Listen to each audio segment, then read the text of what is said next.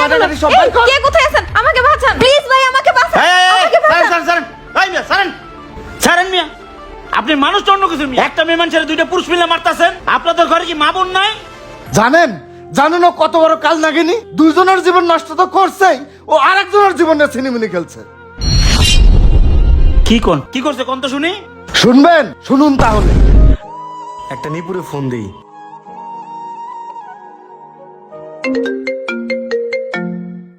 এই জীবন ফোন দিছে। হ্যাঁ শোনা বলো। হ্যাঁ বেবি, কি করতেছো? এই তো বাসায়। বাসা তো খালি না?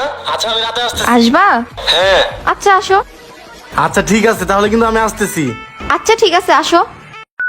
হ্যাঁ শোনো। এই হ্যালো হ্যালো। এমন আবার কে কল দিল? আলমগীর ফোন দিছে।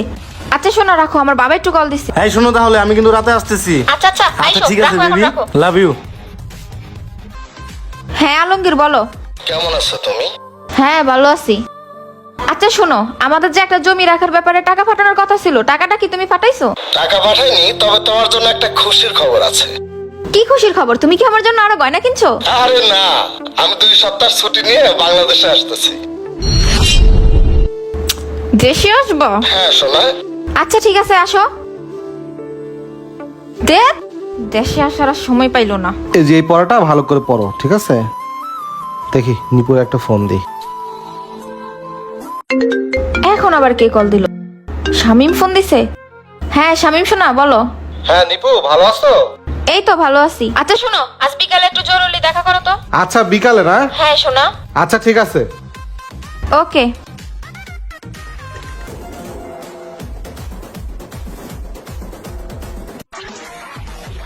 পড়া শেষ হয়েছে এটা? আচ্ছা এখান থেকে শুরু করো। সরি শোনা, একটু দেরি হয়ে গেল। It's okay, no problem.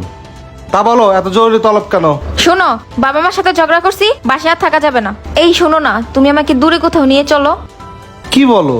আমি সাধারণ একটা টিউশনি করি, কয় টাকা বা পাই? না না না, আমি এত বড় রিস্ক নিতে পারবো না। আরে তুমি এত টেনশন করতেছো কে? শোনো, আমার কাছে নগদ কিছু ক্যাশ আছে আর কিছু স্বর্ণ অলংকার আছে। টাকাটা দিয়া তুমি একটা ব্যবসা শুরু করো, এভাবেই আমাদের লাইফটা সেটেল হয়ে যাবে। প্লিজ তুমি আর না করো না প্লিজ। আচ্ছা ঠিক আছে, তুমি কাল সকাল 10টার সময় স্বর্ণ অলংকার টাকা পয়সা যা আছে সব দিয়ে বাস স্ট্যান্ডে চলে আসবা। ওকে ঠিক আছে, তাহলে আমি আসি। আচ্ছা ঠিক আছে।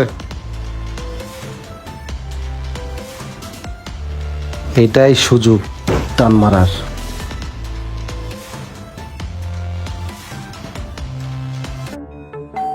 কলিং বেল বাজাই কে? আসো আসো, ভিতরে আসো। চালু করে ঢুকো। দিয়ে আশেপাশে কেউ আসেনি? না নাই, দরজা লাগাই দাও। আরে শোনা, ভালো আছো তুমি? আসো ভিতরে আসো।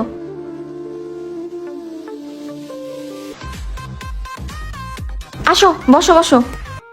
আরে বেবি, তোমার চেহারার এই অবস্থা কেন? তুমি তো অনেক শুকাই গেছো। আরে আর বইলো না। কি ব্যাপার বেবি, তোমার মন খারাপ হয়ে গেল? কি হয়েছে বলো আমারে। শোনো না বেবি, আমার 5 লাখ টাকা লাগতো বুঝছো, একটা জমি রাখবো, ঠিক আছে? তুমি আমাকে 5 লাখ টাকা দাও, আমি তোমারে 2 দিন পরেই দিয়ে দিব। 5 লাখ টাকা? আরে তুমি তো তনুমনু করতেছো কি এর? জমিটা রাখলে তো এই জমিটা আমাদেরই হবে। তুমি আজ 2-3 মাস ধরে আমার বাসায় আসো, আমার যা আছে সবকিছু তো তোমারই। আচ্ছা ঠিক আছে, আমি তোমার ম্যানেজ করে দিয়ে দিব নি। সত্যি তুমি আমাকে দিবা? হ্যাঁ, ওরে দিবি। আমার সোনা রে। আচ্ছা ঠিক আছে, তুমি বসো, আমি তোমার জন্য চা করে নিয়ে আসি। আচ্ছা ঠিক আছে।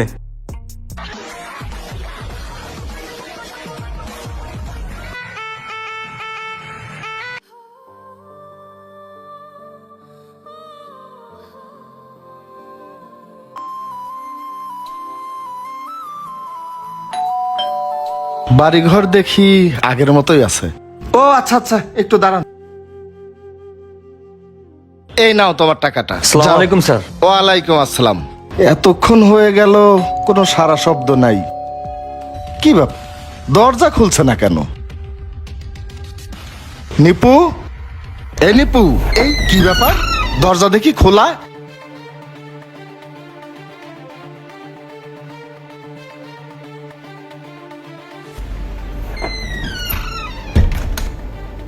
নিপু, নিপু, ঘরে মানুষ নাই, টিভি চলতেছে।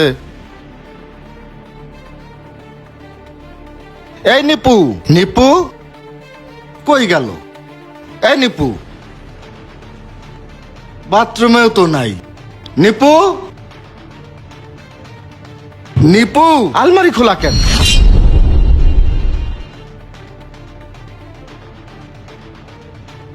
কি ব্যাপার সবকিছু এলোমেলো কেন?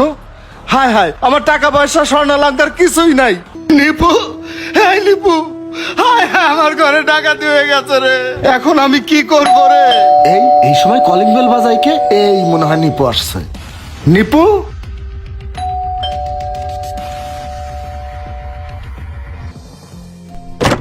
এই নিপু আসছে মনে হয়। আপনি কে? আমি তো এই ফ্ল্যাটের মালিক নিপুর কাছে আসছি। আপনি কে? আমি তো এই ফ্ল্যাটের মালিক। আপনি এই ফ্ল্যাটের মালিক? তাহলে নিপু আপনার কি হয়? নিপু আমার স্ত্রী। কি বলেন? ও তো গতকালকে আমার কাছ থেকে 5 লাখ টাকা নিয়েছিল, আজকে দিয়ে দেওয়ার কথা। ওর ফোন নাম্বার টাম্বার সব বন্ধ। ভাই সত্যি করে বলেন তো, ওর সাথে আপনার কি সম্পর্ক? ভাই আসলে আমি তো জানতাম না ওর হাজবেন্ড আছে। আমি ওরে ভালোবাসতাম, ও আমারে ভালোবাসতো। ভাই আমি বিদেশ থেকে আইসা দেখি আমার ঘরের স্বর্ণালঙ্কার টাকা পয়সা কিছুই নাই। আমার মনে হয় এইসব ওই নিয়ে পালাইছে। ভাই ওই আপনারে আমারে দুইজনরেই মনে হয় ঠকাইছে। লন দুইজন মিলেই ওরে খুঁজি। সবই তো শুনলেন, আমি প্রবাসে থাকি, আমি ওর স্বামী। আর প্রবাস জীবন যে কত কষ্টের জীবন, যারা প্রবাসে থাকে তারাই মাত্র জানে। আমি তিল তিল করে গড়া সম্পদ ওর নামে দেশে পাঠিয়েছি, আর আমার টাকা দিয়ে জমি কিনে সে নিজের নামে জমি নিয়ে সে আমার ঘরের সমস্ত স্বর্ণালঙ্কার নিয়ে আরেকজনের হাত ধরে পালিয়ে দেওয়ার চেষ্টা করছে। পাশে যে ভদ্রলোককে দেখছেন, ওর কাছ থেকে এই দেখেন, এই যে 5 লক্ষ টাকা দিয়ে, এই যে ব্যাগে সেই টাকা। ওর কিসের অভাব? ও যখন যা চেয়েছে আমি তাই দিয়েছি। এটা ওর বয়ফ্রেন্ড। সে এখন 2 পুরুষেও খুশি না, সে যাচ্ছে অন্য পুরুষের কাছে। ভাই ওকে জিজ্ঞেস করুন ওর মন আসলে কি চায়। উনি কি বলতেছে? উনি আপনার স্বামী আর এটা আপনার বয়ফ্রেন্ড? না মানে ভাই, ওই সত্যি করে বল, তুই আমার কাছ থেকে টাকা পয়সা নেস নাই? বাইরে সত্যি করে বল। চুল ছাড়েন, আমি কইতাছি। ভাই আমি আসলে শামীম নামের একটা ছেলেকে খুব ভালোবাসি। আমি তার সাথে পালাই যাওয়ার জন্য এরকম করছি ভাই। আপনি আসলে ভালোবাসার মানেই বোঝেন নাই। এত সুন্দর স্বামীর সংসার ছেড়ে আপনি চলে এসেছেন, আপনি কোনো জায়গায় সুখী না। ভাই এদের মতো কাল লাগানিদের দ্বিতীয়বার বিশ্বাস করা ঠিক হবে না। ওনারে ওনার মতো ছেড়ে দেন। এই দেন, ব্যাগ দেন, ধরেন ভাই চলেন। এই ভিডিও বানানোর একটু উদ্দেশ্য, যারা প্রবাসে থাকেন তাদের এত কষ্টের টাকা দেশে পাঠাচ্ছেন, আর যাকে বিশ্বাস করে পাঠাচ্ছেন তার দেখে ভালোভাবে খোঁজ দিয়ে তারপরে পাঠাবেন, যেন আপনার কষ্টের করা সম্পদ অন্য কেউ ভোগ না করতে পারে। ভিডিওটি ভালো লাগে লাইক কমেন্ট শেয়ার দিয়ে পাশে থাকবেন। ধন্যবাদ। আর সকল প্রবাসী ভাইদেরকে জানাই হাজার সালাম।